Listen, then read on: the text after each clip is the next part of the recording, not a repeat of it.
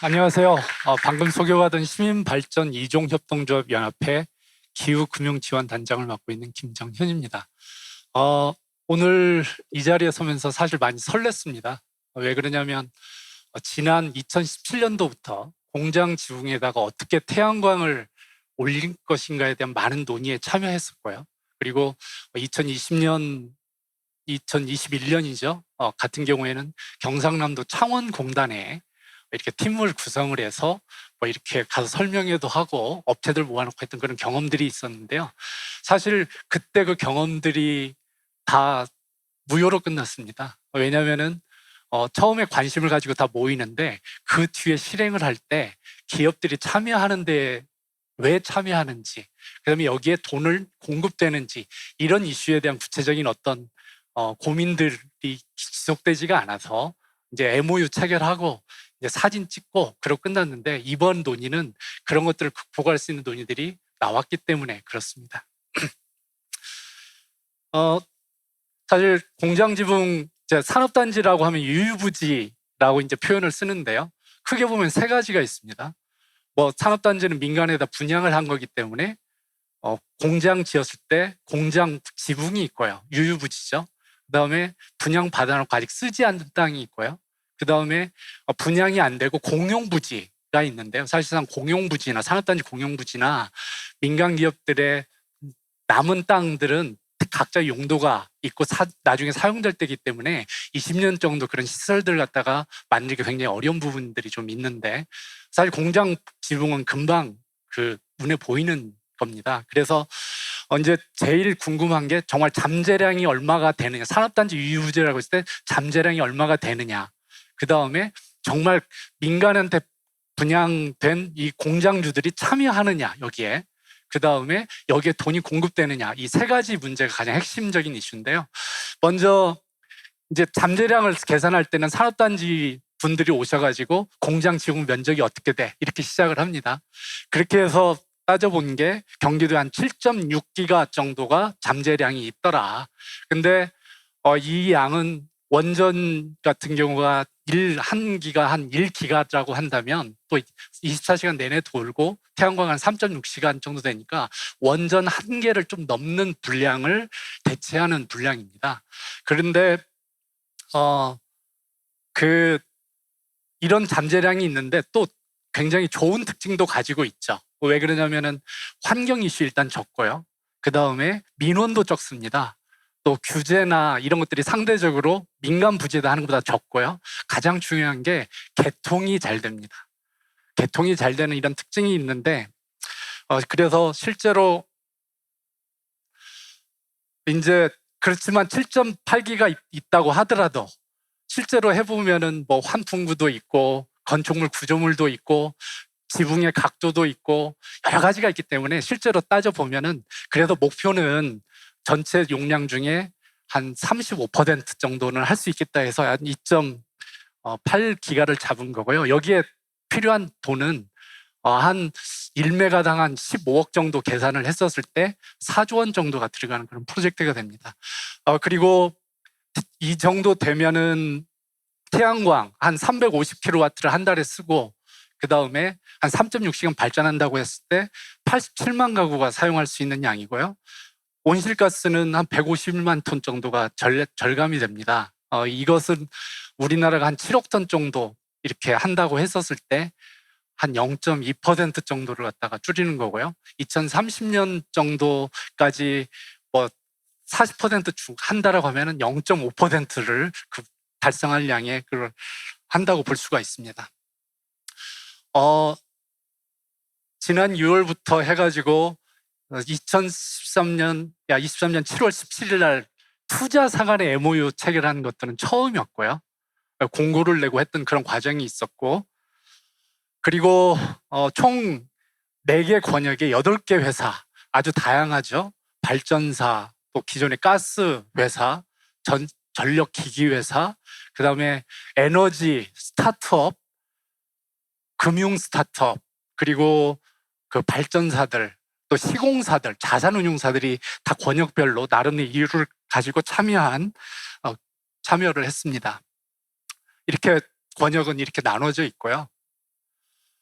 자, 근데 이렇게 환경도 좋고 용량도 크고 한데 지금까지 왜 다 실패하고 잘 안 됐을까요? 사실상 공장 지붕이라는 게 민간 겁니다. 민간이 안 하겠다고 하면 안 하는 거예요. 그리고 하고 싶어도 의외로 제약이 많이 있습니다. 왜 그러냐면은 공장 건물이 되게 담보 잡혀 있거든요. 그렇기 때문에 담보물의 어떤 변경을 가져올 수 있기 때문에 채권자 동의도 받아야 되고요. 그리고 기업이라는 게 또 중소기업일수록 뭐 좀 해서는 안 되는 것 같지만 한 10년 뒤에 망할 수도 있고요. 아니면 이사를 갈 수도 있어요. 공장이 잘 돼서. 그다음에 증축, 개축 이런 것들을 하기 때문에 사실은 20년 동안 저게 그대로 유지가 될까라고 의심을 하기 때문에 사실상 금융기관들이 잘 안 빌려줍니다, 돈들을. 그런데 이제 불려주기 시작했어요. 왜 그러냐면은 보증보험이 나서서 보증료를 굉장히 높은 보증료를 받고 내가 보증해 줄게. 그래서 투자자들 안심해라. 그렇게 하는 것들이 막 사례들이 생기고 시작한 과정인데 보험료가 너무 높습니다. 그래서 또 한 10년치 이런 것들을 한꺼번에 받습니다. 그러니까 전체 사업비 중에 갑자기 금융비용이 전체 양의 전체 사업비에 한 15억짜리 1메가 사업을 하는데 막 2억, 3억씩 한꺼번에 들어간다는 얘기죠. 보증료가. 그러니까 사업 수익성을 낮추는 그런 효과가 있는데 그다음에 뭐 대기업들이 사업을 할 때 뭐 보증을 한다고 해도 기업은 뭐 자체 사업을 하기 때문에 이런 데서 보증 한도가 그렇게 높게 나오지 않는 그런 특성이 있습니다. 그래서 이런 것들을 원천적으로 해결할 수 있는 방법은 뭘까? 승계, 태양광 시설을 철거하지 못하고 새로 사람이 바뀌어도 승계할 수 있도록 하는 방법이 어디 있느냐라는 고민이 있고요. 그래서 산업집정 및 뭐 공장 설치에 관한 법률, 그 산지법에 보게 되면 제33조에 산업단지 관리 기본계획을 수립하도록 되어 있는데 거기다가 승계에 관한 사항을 좀 집어넣어서 건의를 해야 될 사항이다. 이건 정부에다가 해야 되는 일이죠.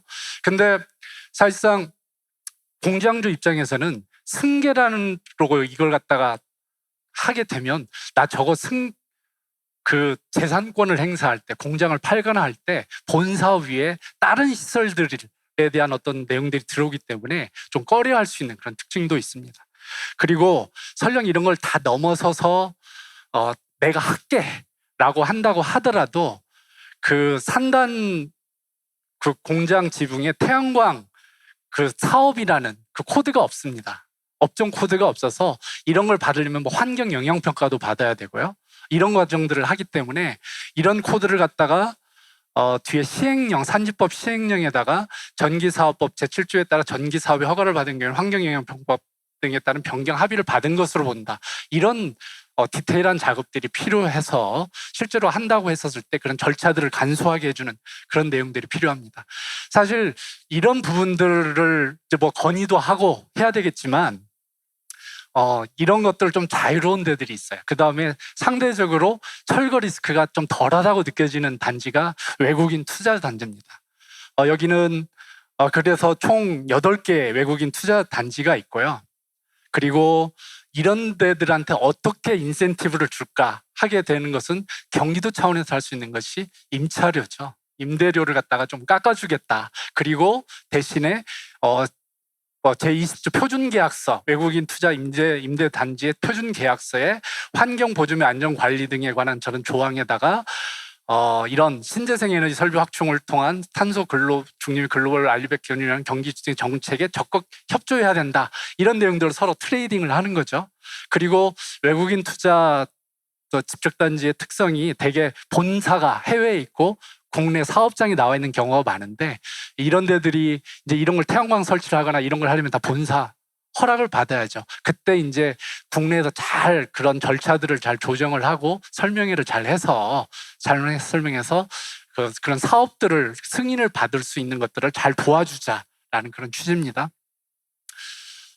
그래서 여러 가지 사실상 관련 규제가 있고 한데 근본적으로 해결하는 거, 즉 이걸 뭐 승계든지 무조건 이걸 활성화하기 위해서 공장주들한테 어떤 인센티브를 줄 것인가에 관련한 많은 고민이 있어서 뭐 임대료를 한꺼번에 준다, 지붕을 갖다가 막 무상으로 이렇게 설치해 준다, 여러 가지가 있음에도 불구하고 실제로 참여율이 높지 않은 그런 현상들이 나타나고 있어요. 왜냐하면 밑에 본 사업이 있는데 그 정도가 전체 사업의 어떤 큰 변경을 가지고 리스크를 줄 정도의 어떤 그런 커다란 게 아니다라고 생각하는 것들이 특히 공장 지분이 큰 기업일수록 좀 꺼려하는 그런 경향들이 있는데요. 이런 경우를 다 해소하려면은 산업단지 태양광 의무화 제도를 이 경기도라면 정부를 향해서 이런 걸 잡고 물고 늘어져야 된다. 그러면은 나머지가 다 따라옵니다. 뭐 지자체 차원에서 인허가 간소화 이건 당연히 의무화를 하니까 다 따라오죠. 여러 가지 그 법률적인 제도가 있는데 그 다음에 이런 걸 산업단지 태양광 의무화 제도를 만약에 신설을 할 때는 사실 민간인데 갑자기 의무화를 한다고 페널티를 준다고 하면 좀 반발하지 않겠습니까? 그럴 때 어떻게 인센티브를 줘서 의무화 제도에 동참할 것인지 그런 것들에 대한 연구가 필요하고 하다라는 그런 상황입니다. 그리고 자 그렇지만 정부에 건의할 건 건의하고 우리가 할 건 하자. 저는 이제 이 부분에서 굉장히 설렜다라는 얘기가 말씀을 드리는데요. 실제로 국내 한 민간 보증기관이 굉장히 높은 보증료를 받고서 설치를 하고 그래서 뭐 100건이 넘는 이런 임대형 사업들에 이루어지고 이런 것들을 막 통합 운영 관리하고 하는 그런 시스템을 만들어 나가고 있는데 여전히 지금 현재 상황은 보증기관의 보증이 막 줄어들고 있고요. 그다음에 뭐 국책 기관들의 이런 보증들이 많이 그 프로그램들이 삭감되고 있는 상황에서 이런 부분들을 뒷받침하기 위한 아까 그 8개 투자 지역에 4조 원의 투자를 하겠다고 손을 갖다가 드는 사람들이 있는데 그걸 위해서 이 철거 리스크에 따른 것들을 보호해주는 보증 프로그램들을 굉장히 예산을 적게 쓰면서도 정말 그것들을 해낼 수 있는 구조를 한번 짜보자라는 그런 입장에서 맨 마지막에 경기도 추천 우대 보증 방안 해서 경기도 추천시 자가용 태양광 발전 사업자에게 보증 비율 100% 보증료 0.5%라는 우대 보증이 마련이 가능하다라는 그런 논의를 했고요. 그 다음에 탄소 중립 관련 전문 보증 상품 이용 시 채권은행과 협약을 통해 보증료 재료 방안 보증료를 갖다가 낮추는 그런 방안도 논의를 했고요. 그리고 경기도형 보증보험 상품을 개발하자. 약간의 보증기관과 협력을 해서 지자체 전용 기금을 조금만 출연을 하면 뭐 승수 배수로 막 7배, 또 상황이 좋을 때는 10배 이렇게까지 경기도형 보증 상품을 만들어낼 수 있다. 그리고 임대형 사업자들한테도 그 보증료를 갖다가 적정한 산정을 하는 그런 작업들을 할 수 있다. 그렇습니다. 그래서 이런 게 만들어지면 저는 세계적인 모델이라고 생각합니다. 첫째, 지자체가 이니셔티브를 잡고 해서 이런 구조를 만들어냈다. 그 다음에 민간하고의 그 금융기관, 내가 직접 그 공공이 자금을 직접 대출하거나 그런 게 아니라 민간이랑 같이 결합할 수 있고 효율적으로 결합할 수 있는 프로그램을 만들어냈다. 그리고 단체적으로 기획을 해서 쫙 이렇게 깔리는 그런 모양들을 만들어낼 수 있다라는 관점에서 세계적인 모델인데 사실상 이런 모델들을 이해하고 듣고 그 다음에 민간의 어떤 현실들을 이렇게 다 반영하고 정리하고 했던 그 경기도 에너지 산업과나 그다음에 경기환경에너지진흥원의 심재성 본부장님, 김현재 과장님이 이렇게 하시는 거 보니까 정말 아직까지 한 번도 하지 않았던 것들을 뚫고 나가고 계시다 이런 생각이 들어서 처음에 설렌다고 말씀드렸는데 그 설렌 내용은 바로 그거다라는 걸 말씀드리고 이상 발표 마치겠습니다. 네, 산업단지 태양광 문과 김정현 위원님께 다시 한번 큰 박수 부탁드리겠습니다.